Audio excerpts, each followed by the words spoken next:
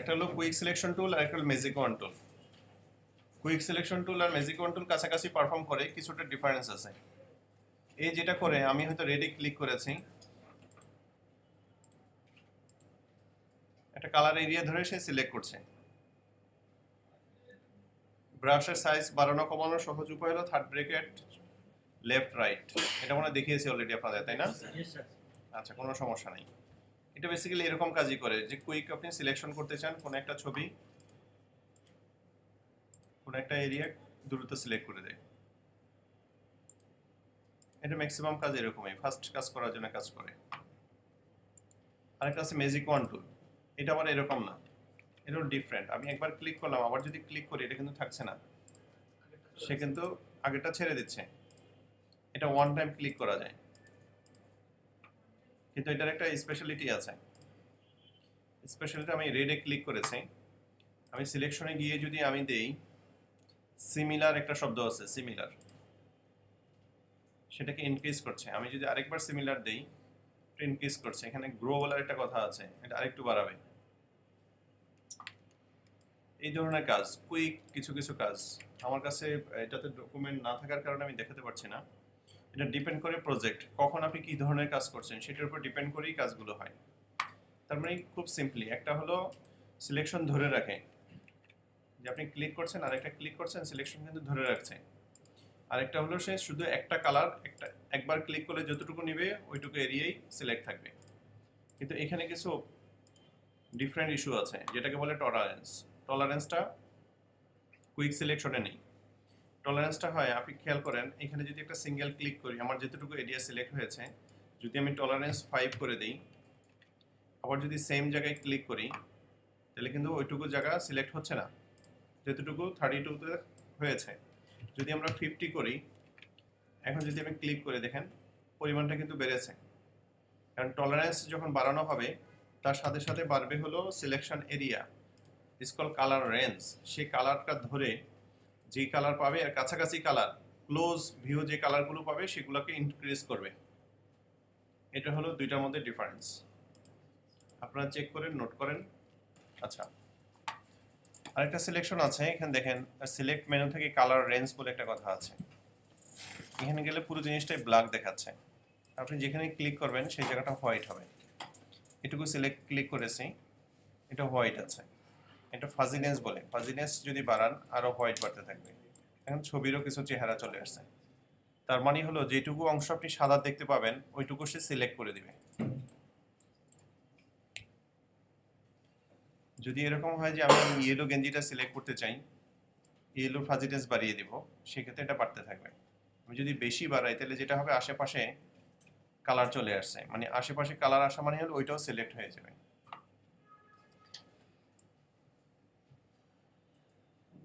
79, এটা দেখে মনে হচ্ছে ঠিক আছে। এখন যদি ওকে করি, তাহলে দেখেন এইটুকু অংশ সে সিলেক্ট করে দিয়েছে। এটা কাজ বেসিক্যালি এইটুকুই, যে আপনাকে যে কোনো কালার রেঞ্জে সিলেক্ট করার জন্য হেল্প করে। এই অবস্থায় যেটা করতে পারেন, যে এখানে যদি আপনি অ্যাডজাস্টমেন্ট লেয়ার নিয়ে হিউম্যান স্যাচুরেশন দিয়ে এর ড্রেসের কালার চেঞ্জ করে দিতে চান, কাছাকাছি হবে, হয়তো 100% হবে না। অনেক সময় রাফ কাজের জন্য, রাফ কাজ বোঝানোর জন্য এই সিলেকশনটা প্রয়োজন হয়। একটু কি প্র্যাকটিস করবেন আপনারা? স্মার্ট অবজেক্টের স্পেশালিটি কি কি হয় একটু শুনি। স্মার্ট অবজেক্ট যেটা করে, এটা একটা ইন্ডিপেন্ডেন্ট ফাইল, মানে নিজস্ব একটা ফাইল, একদম সেপারেট একটা ফাইল। এটাকে প্লেস করা যায় ফটোশপের মধ্যে। মনে করেন ইলাস্ট্রেটরে আপনি একটা বিজনেস কার্ড বানিয়েছেন, পুরো বিজনেস কার্ডটাকে নিয়ে আসতে পারেন, অথবা একটা লোগো বানিয়েছেন, পুরো লোগোটাকে নিয়ে আসতে পারেন। সে এসে ইলাস্ট্রেটরের থেকে ফটোশপে আপনি পেস্ট করবেন, সে নিজস্ব মানে আলাদা একটা ফাইল হিসেবে থাকবে। ওইখানে কিছু কিছু মডিফিকেশন করা যায়, আপনি কালার দিতে পারবেন, ইফেক্টস যেটা আছে ইফেক্টগুলো ইউজ করতে পারবেন, সাইজ ছোট বড় করতে পারবেন। কিন্তু এটাকে একদম অরিজিনাল যে মডিফিকেশন সেটা করতে পারবেন না। যেমন একটা লোগো আপনি বানিয়েছেন, একটা শেপ চেঞ্জ করবেন, সেটা করতে পারবেন না।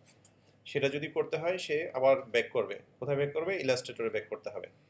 আবার ফটোশপের ফাইলও হতে পারে, ইমেজ হতে পারে, যে কোনো জিনিস আপনি স্মার্ট অবজেক্ট হিসেবে নিয়ে আসতে পারেন। তার মানে কি, ফাইলের মধ্যে ফাইল আনতে পারেন। সেখানে অল্প কিছু মডিফিকেশন করা যাবে, কিন্তু ফুল মডিফিকেশন করা যাবে না। ফুল মডিফিকেশন করতে হলে ওই ফাইলটা খুলতে হবে। আর এখানে আরেকটা ডিফারেন্ট ইস্যু হলো, এই ফাইলটা সেভ থাকে ফটোশপের মধ্যেই। এটা এরকম হয় না যে আপনি আলাদা এক জায়গায় সেভ করেছেন।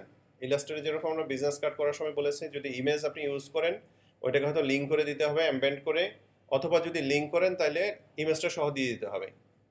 কিন্তু স্মার্ট অবজেক্টে স্টাইলটা একটু ডিফারেন্ট। এখানে যে কাজটা হয়, আপনি স্মার্ট অবজেক্ট হিসেবে যদি ইমেজ আনেন অথবা পিএইচডি ফাইল আনেন অথবা ইলাস্ট্রেটর ফাইল আনেন, সেটা ইন্ডিপেন্ডেন্ট হয়ে সে সেভ থাকবে লেয়ারের মধ্যে।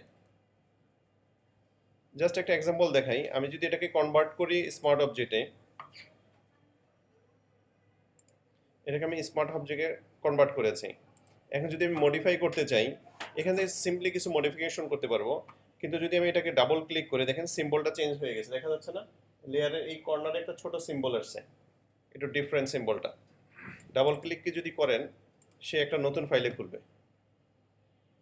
এখানে আপনি কোনো মডিফিকেশন করলেন, কি মডিফিকেশন করলেন? হয়তো এটাকে মুভ করলেন, সরালেন। এই অবস্থায় যদি আপনি সেভ করেন, সে সেভটা কোথায় যাচ্ছে? এটা কিন্তু আলাদা কোনো ফাইলে সেভ হচ্ছে না, সে ডিরেক্টলি সেভ হচ্ছে এই লেয়ারের মধ্যে। আমি ওইখানে মডিফাই করেছি, এখানে দেখেন মডিফাইটা চলে আসছে। তার মানে হলো এটা ইন্ডিপেন্ডেন্ট একটা ফাইল হিসেবে আপনি এখানে আনতে পারেন। মেইন মডিফিকেশনটা অরিজিনাল ফাইলে করতে পারেন, সেটার ইম্প্যাক্টটা এখানে এসে পড়বে। এটা কেন করব? সুবিধা কি অসুবিধা কি? এটা করলে স্পেশাল যে সুবিধাটা পাবেন, ইমেজের ক্ষেত্রে বলি। ইমেজে হলো, মনে করেন একটা ইমেজ আছে 800x600। এই ইমেজটাকে আপনি এনে ছোট করলেন, হয়তো 200x200 করলেন, ছোট করে ফেললেন। এটাকে যদি আবার 800x600 করেন নর্মালে, কি হবে? রেজাল্টটা কি দাঁড়াবে? সবাই কি একমত? ফাটবে না? আচ্ছা, নর্মালি কি তাই হওয়ার কথা, কারণ ফটোশপ যেই পলিসিতে কাজ করে, আপনি যদি রেজুলেশন কমিয়ে ফেলেন বা সাইজ ছোট করে ফেলেন, এটা যদি আবার আগের জায়গায় নিতে চান, বড় করেন, তাহলে ফেটে যাবে। কিন্তু স্মার্ট অবজেক্টের স্পেশালিটিটা হলো, আপনি হয়তো 600x800 একটা ইমেজ এনেছেন, এটা 100x100 ইউজ করেছেন, কখনো মনে হলো আমি আবার 600x800 ইউজ করতে চাই, আপনি করতে পারেন, কোনো প্রবলেম হবে না। রেজুলেশন এবং কোয়ালিটি একই রকম থাকবে, সিমিলার থাকবে, কোনো প্রবলেম করবে না। তার মানে হলো ইন্ডিপেন্ডেন্ট ফাইল যেহেতু, ফাইলটার ভিউটা আমরা চেঞ্জ করছি, কিন্তু অরিজিনের মতো থেকে যাচ্ছে। যার কারণে সুবিধা হলো তার অরিজিনালিটি লুজ হচ্ছে না, সে অরিজিনাল যে জিনিসটা ছিল সেটা থেকে যাচ্ছে। কিছুটা কি বুঝাতে পেরেছে বিষয়টা? স্মার্ট অবজেক্টটা কি জিনিস? কনসেপ্টটা ক্লিয়ার না ক্লিয়ার হয়নি? না হলে বলেন, আমি একটু বুঝাই।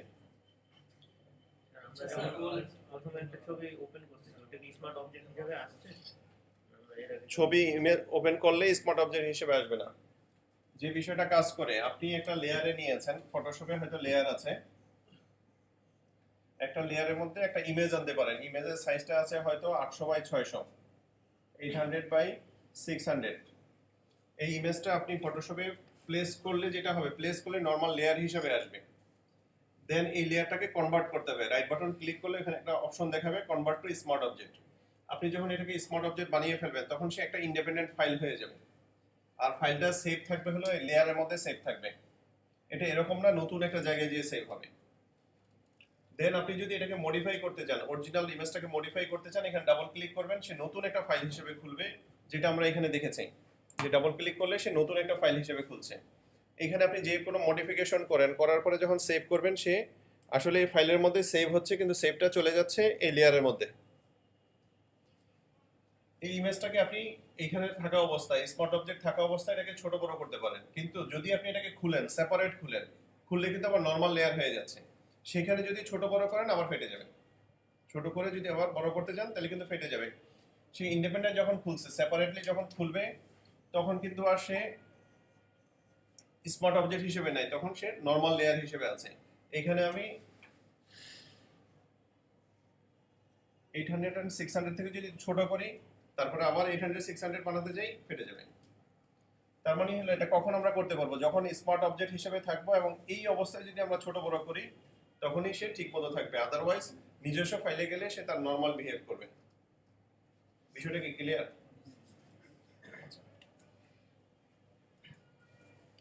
সবার কাছে পয়েন্টটা ক্লিয়ার হয়েছে? আমরা যে কোনো ইমেজ নিতে পারবো, ফটোশপের ফাইল নিতে পারবো, ইলাস্ট্রেটরের ফাইল নিতে পারবো। সেক্ষেত্রে লোগো হতে পারে, বিজনেস কার্ড হতে পারে, হোয়াট এভার, যাই হোক। এখন যদি এরকম হয় আমি একটা লোগো এনেছি, লোগোর ফাইলটা হতে সেভ করা আছে, লোগোটা আমি কপি করে ইলাস্ট্রেটরে কপি করব, ফটোশপে এনে পেস্ট করব, তাহলে ডিরেক্টলি সে মুভ করবে। এই অবস্থায় আপনাকে জিজ্ঞাসা করবে সে তুমি কি হিসেবে নিতে চাও। আমরা একটা এক্সাম্পল দেখি।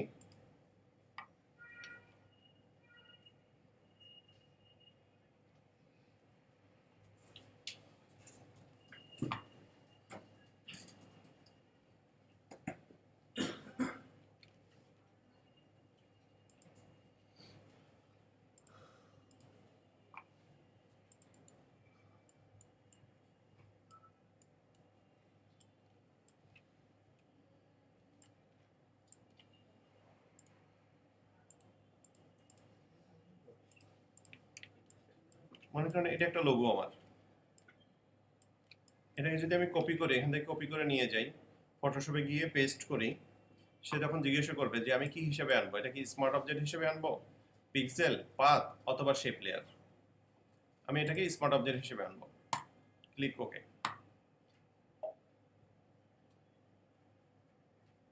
স্মার্ট অবজেক্ট আসার সময় সে আপনাকে কিছু দেখাবে, মানে সাইজের একটা ইস্যু বলবে যে স্কেলিং করবেন কিনা, কিরকম স্কেলিং থাকবে। সেক্ষেত্রে যে স্কেলে আপনি আনেন কোনো সমস্যা নেই, কারণ ইলাস্ট্রেটর ফাইল আমরা জানি যে কোনো সাইজ করা যায়। এটাকে বড় করলেও কোনো সমস্যা হবে না, ছোট করলেও কোনো সমস্যা হবে না। দেখেন অনেক বড় আছে, স্মুথ আছে। যদি এটাকে পুস্কা করি, ছোট করি, আবার এটাকে বড় করি, কোনো সমস্যা নেই, যে কোনো কিছু করা যায়। আচ্ছা, এখন যদি আমরা এটাকে মডিফাই করতে হয়, ইলাস্ট্রেটরের যে অরিজিনাল ফাইলটা আছে এটাকে আমি ক্লোজ করে দিব, ডন্ট সেভ, সেভ করছি না। তাহলে আমরা এখানে ডাবল ক্লিক করব, ডাবল ক্লিক করলে সে খুলে গেছে। এখন দেখেন ফাইলের নামটা চলে আসছে, ভেক্টর স্মার্ট অবজেক্ট। কারণ হলো এখানে লেয়ারে যে নামটা আছে সেম নাম আছে। যদি আমরা এটাকে শুধু নাম ভেক্টর করে দেই, এখানে আমরা এটা ক্লোজ করতে হবে, দেন ডাবল ক্লিক করি, ওই নামেই আছে। কারণ কি ফাইলটা সেভ হয়নি, এরকম হতে পারে, হোয়াটএভার। এখানে এসে যদি আমরা এরকম করে যে এটা শেপটাকে একটু ডিফারেন্ট করে দিলাম, যেমন এরকম দরকার, সেভ করে ক্লোজ করে দিয়েছে। এখানে আসেন, অরিজিনাল ফাইলে মডিফাই করেছি, এটা এখানে চলে আসছে। এখন যদি হয় এখান থেকে আমরা কালার চেঞ্জ করব, কালার চেঞ্জ করলে যেটা হবে, যেহেতু এখানে সলিড কালার আছে, হোয়াইট আছে, এটা পুরোটা সহ সে একটা কালার হিসেবে ধরবে। এফএক্স থেকে এই কাজটা করা যাবে। যদি আমরা এখান থেকে কালার ধরি, কালার ওভারলে, দেখেন পুরোটাকে সলিড হিসেবে ধরছে। সেক্ষেত্রে যেটা আমরা করতে পারি, এটা যে কালারটা আছে এই জায়গাটা হোয়াইট আছে, এটাকে আমরা ট্রান্সপারেন্ট করে দিতে পারি। দেন যদি সেভ করি, এখানে ট্রান্সপারেন্ট আছে। এই অবস্থায় আমরা যদি কালার ওভারলে করি,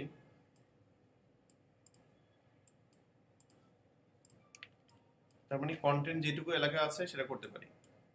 এরকম টুকটাক মডিফিকেশন গুলো করা যাবে হলো ফটোশপে।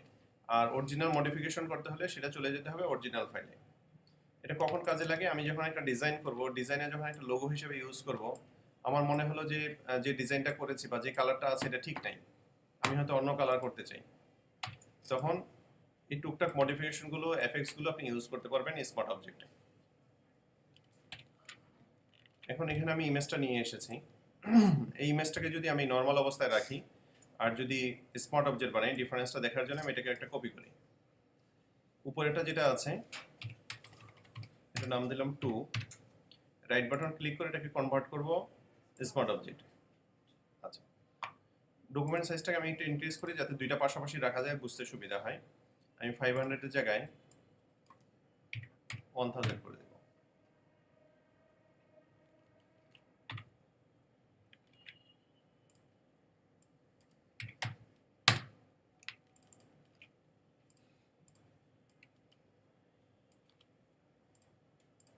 দুইটা পাশাপাশি আছে। এখন দুইটাকে যদি আমি সিলেক্ট করি, এট এ টাইম দুইটা লেয়ার সিলেক্ট করি, কন্ট্রোল টি দিয়ে ট্রান্সফর্ম আমরা অলরেডি জানি, তাই না? এটাকে যদি ছোট করি, এখন ছোট করে এন্টার দিলাম। আবার দুইটাকে সিলেক্ট করে যদি বড় করি, ডিফারেন্সটা দেখা যাচ্ছে? আমি কিন্তু একই কাজ করেছি, তারপরে নিচেটা আসলে কি হয়েছে, ঘোলা হয়ে গেছে। তার অরিজিনাল যে নিজস্বতা আছে, স্বকীয়তা আছে, সেটা সে হারিয়ে ফেলেছে। আর এটা কিন্তু অরিজিনাল যেরকম আছে এরকমই আছে। তারপরে ডিফারেন্সটা ক্লিয়ার সবার কাছে? শেপ টুলের ক্ষেত্রে আপনি যখন কাজ করবেন তখন এটা আপনার এই সিলেকশন টুলগুলো লাগবে, তখন আবার এই সিলেকশন দিয়ে কোনো কাজ করবে না। ফটোশপের যে মার্কুই সিলেকশন বা সিলেকশন যেগুলো শিখেছি এগুলো কোনো কাজ করবে না, কারণ এটা অ্যাজ লাইক পাতের মতো, মানে হলো ইলাস্ট্রেটরে যেরকম শেপ আছে শেপের মতো ওরকম শেপ নিয়ে কাজ করবো। এর কিছু স্পেশালিটি আছে।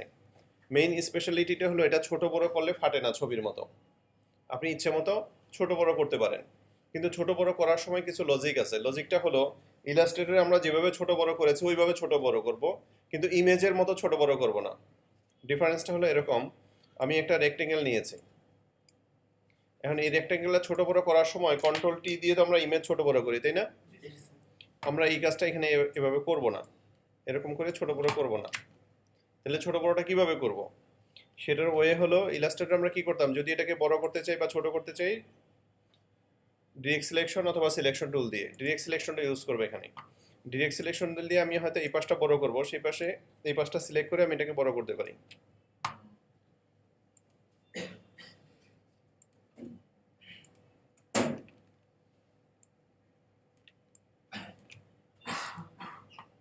বা ছোট করতে চাই, আমার এটা ছোট করার প্রয়োজন, সেক্ষেত্রে সহজ উপায় হলো মেজারমেন্ট ইউজ করা, মাপ ইউজ করা, যেটা আমি 200/100 করতে চাই।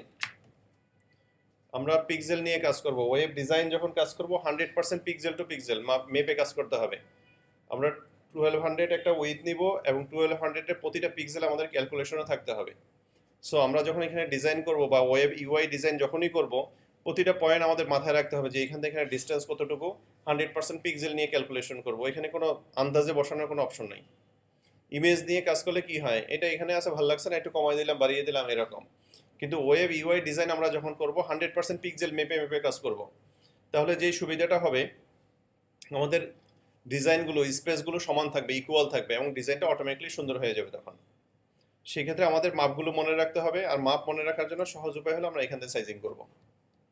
আমার এই ডকুমেন্টটা আছে 800, আমি এখান থেকে 800 করে দিলাম, বড় হয়ে গেল, ডান পাশে একটু বেড়ে গেছে না? আচ্ছা, একটা ছোট্ট ট্রিক শিখিয়ে দিই যে এটাকে কিভাবে আপনি মিলাবেন। সেটা ধরে হয়তো মিলাতে পারেন, 100% হয়তো মিলতে পারে, নাও মিলতে পারে, তাই না? একটা সহজ উপায় হলো কন্ট্রোল এ দিবেন, কন্ট্রোল এ দিলে সিলেকশন চলে আসছে, দেখছেন? এই অবস্থায় মুভ টুলে থাকবেন। মুভ টুলে থাকলে দেখেন এখানে এই অ্যালাইনমেন্টগুলো অ্যাক্টিভ হয়ে গেছে। এই অবস্থায় যদি আপনি সেন্টারে ক্লিক করেন আপনি শিওর যে এটা সেন্টার হয়ে গেছে। যদি বেশি থাকে তাহলে ছোট করে দিতে হবে। ডকুমেন্ট অবশ্যই মাপতে হবে যে আমার ডকুমেন্ট কত আছে। আমার ডকুমেন্ট সাইজ আছে 800, উইথ 800 আছে। আমি এটা বলছি আপনাদের এতক্ষণ কিন্তু শুরুতে এই কথাই বলছি যে আমার মেজারমেন্ট নিয়ে কাজ করতে হবে, ছোট বড় রাখার কোনো অপশন নাই। আমার ডকুমেন্ট 800 আছে, আমার এটাও 800 আছে, তাই না? আমার পুরো ডকুমেন্টটা 800 আছে, এটাও কিন্তু 800 আছে, তাই না? এই যে সো মেজারমেন্ট নিয়ে কাজ করতে হবে। ছোট বড় থাকলে আপনি মেপে নেবেন, ঠিক করে নেবেন। কে কোশ্চেন করছিলেন বলেন। স্যার আপনি যে কন্ট্রোল এ দিলেন যেহেতু যতগুলো ডকুমেন্ট আচ্ছা,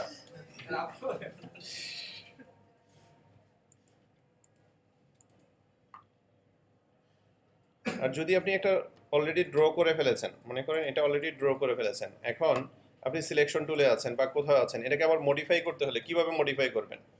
মডিফাইয়ের জন্য আপনাকে অবশ্যই এই পাথ সিলেকশন অথবা ডিরেক্ট সিলেকশনে থাকতে হবে। ডিরেক্ট সিলেকশন দিয়ে যখন সিলেক্ট করবেন তখন শুধু এটার অ্যাট্রিবিউটগুলো অ্যাক্টিভ হবে, আদারওয়াইজ অ্যাট্রিবিউটগুলো অ্যাক্টিভ হবে না। অনেকে হয়তো এটা কালার চেঞ্জ করবেন, আপনি এখান থেকে সারা জীবন ট্রাই করলেও কালার চেঞ্জ হবে না,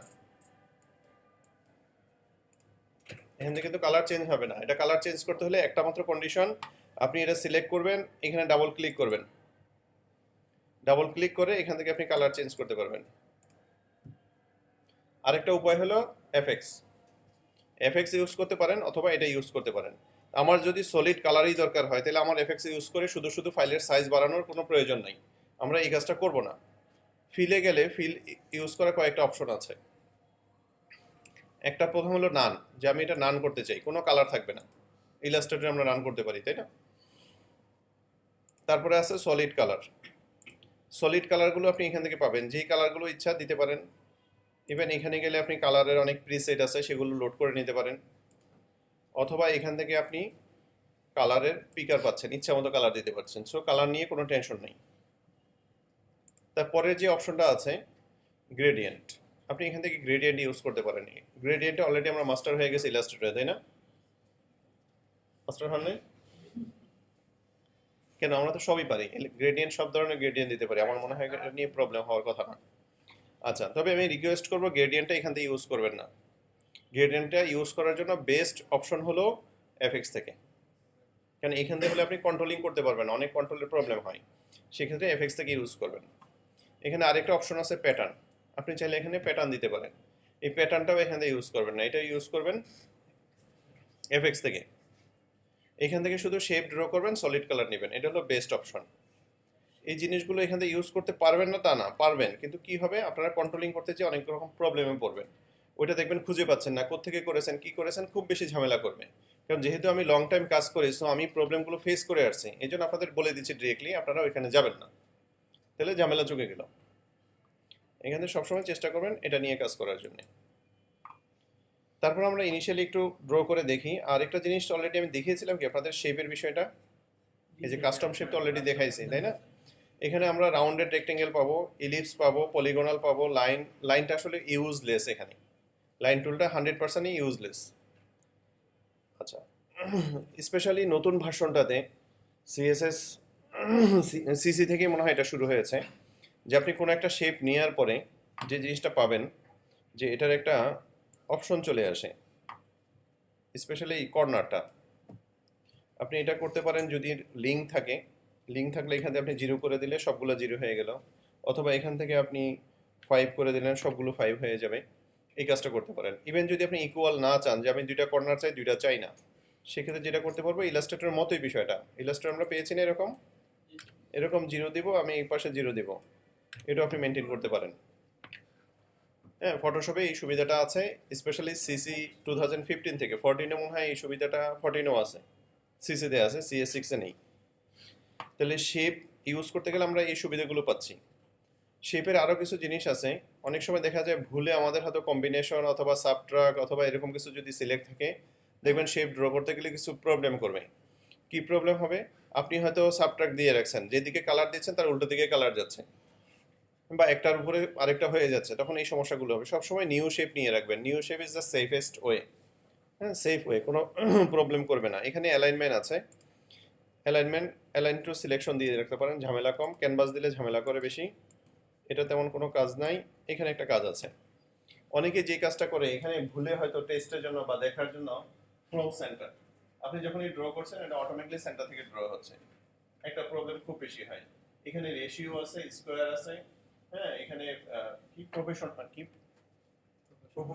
প্রপোর্শনাল প্রপোর্শনাল ওয়ে আছে। আপনি এর থেকে দেখতে পাচ্ছেন, মানে ইয়েতে আমার কাজের ইয়েতেই হ্যাঁ হ্যাঁ বুঝতে পারছি, মানে দেখতে পাচ্ছিলাম না। প্রফেশনাল হয়ে আছে, আমরা এই জিনিসগুলো রাখবো না, প্রথম যেটা আছে এটাই সিলেক্ট রাখবো, তাহলে আমাদের শেপ ড্র করতে কখনোই প্রবলেম হবে না। অনেকেই যদি দেখেন যে কাজ করতে যেয়ে কিছু প্রবলেম হয়, দেখেন আজকে ক্লাসের পরেই আমরা পাবো আপনি ড্র করছেন সেন্টার হচ্ছে বারবার। আজকে ক্লাসের পরে দেখবেন আগামী ক্লাসে অনেকেই আমাকে কোশ্চেন করবে আমারটা তো সেন্টার থেকে হচ্ছে, কারণ হলো আপনারা টেস্ট করার জন্য হয়তো সেন্টারে ক্লিক করবেন, পরে ভুলে যাবেন। হ্যাঁ, এই জন্য বলে দিচ্ছি, এটা চেক করবেন। যখনই কোনো প্রবলেমও পড়বেন তখন দেখবেন যে আপনি কি মিস্টেকগুলো করেছেন বা কোথাও আনওয়ান্টেড একটা টিকমার্ক করে রেখেছেন কিনা। তাহলে আমরা অ্যাটলিস্ট কিছুটা ড্র করা একটু দেখি, দু একটা জিনিস। কাস্টম শেপ তো আমরা অলরেডি জানি, তাই না? কাস্টম শেপ দেখানো দরকার আছে।